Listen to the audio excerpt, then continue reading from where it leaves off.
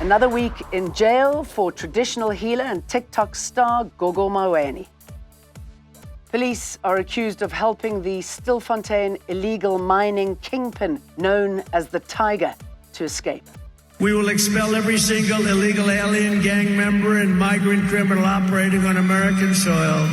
Donald Trump talking tough before being sworn in as the next US president later today. Hello, I'm Jane Dutton.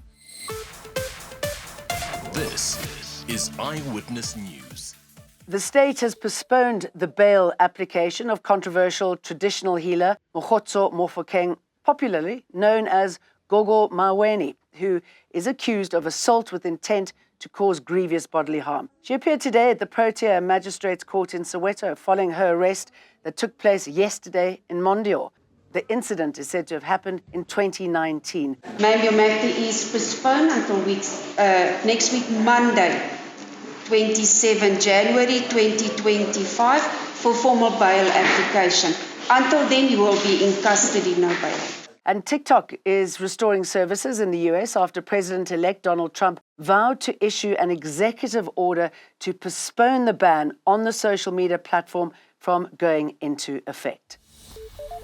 Northwest police are searching for an alleged illegal mining kingpin who escaped from custody. Some officers are accused of letting James Neo-Tswade go during a government-led operation in Stilfontein last week to clamp down on illegal mining. It's emerged that the man known as Tiger was never booked into various police stations where other zamazamas are being kept, and he was also not admitted in hospital for medical care. Last week, rescue operators retrieved 78 bodies of suspected illegal miners and brought back to surface more than 100 others from a disused mine shaft in the northwest. He's also being fingered for the assault and torture that was alleged to have taken place according to videos in police possession. He's also alleged to have hoarded and kept food away from other illegal miners. The SAPS is disappointed in what we term as an embarrassment to the Vala Umgodi operation. The EFF says it'll report Patriotic Alliance Deputy President Kenny Kunene to the South African Human Rights Commission for his, quote, harmful social media posts directed towards illegal miners. Yesterday, Kunene posted a picture on X showing 2 slaughtered goat carcasses that have been skinned and are hanging from a roof by their necks, and says, quote, this is the chilling fate that awaits all illegal miners robbing South Africa of their natural resources and wealth. Kunene's comments represent the lowest level of opportunism and are hallmarks of sadistic and pathological commitment to dehumanization and an infatuation with genocide. His comments are inspired by electoral opportunism, as despite scientific and objective evidence that their rhetoric on foreign nationals does not lead to electoral success.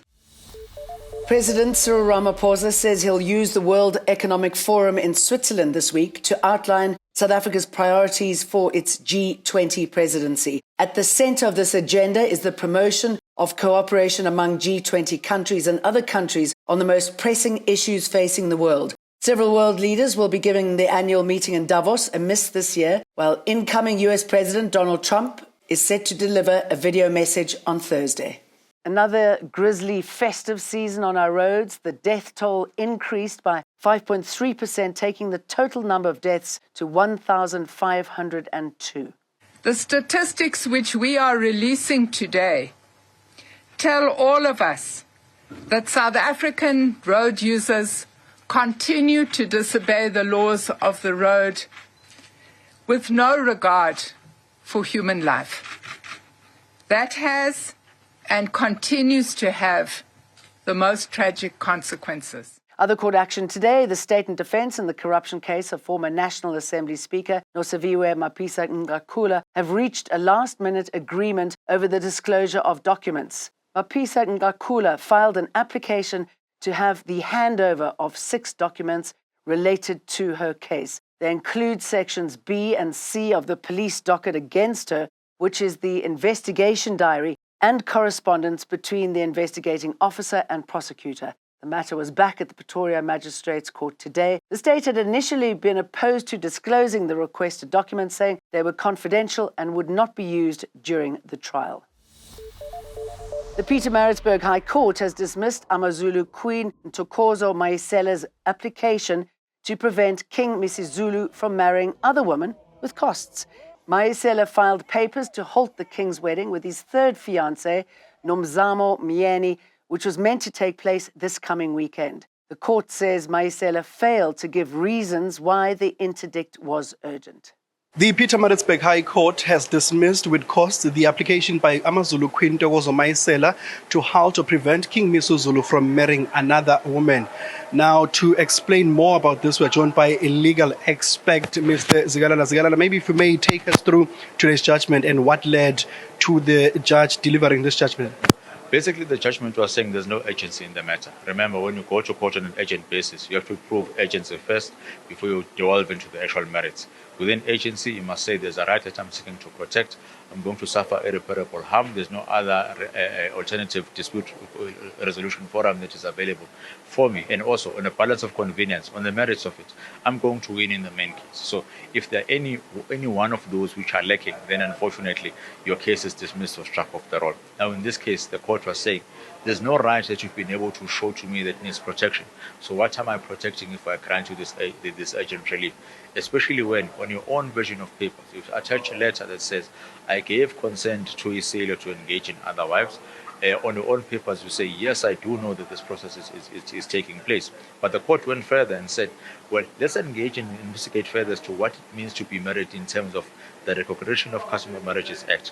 There are a number of events which are going to take place, and the accumulation of those events will then lead us to going to Home Affairs. In this case, if the part of those events is not there, then there's no marriage that can be said has been concluded. Eyewitness News, Pietermaritzburg. The 12 accused linked to the murder of 5 people in KwaZulu-Natal have made their first court appearance today. On Friday, 5 men aged between 19 and 26 were found hacked to death in the Bambai area of Inanda, north of Durban. Here in Gauteng, the man arrested in connection with an estimated 10 million images and videos of child pornography has been identified as Darren Wilkin. The 35-year-old is facing multiple charges, including possession and distribution of child pornography, drug possession, fraud, and money laundering. He has appeared in the Randburg Magistrates Court. Displaced Gazans continue to return home, or to what little is left, after Israel razed large parts of the Strip during the 15-month war with Hamas. That's when a ceasefire came into effect on Sunday between Israel and Hamas. The armed group released 3 Israeli hostages.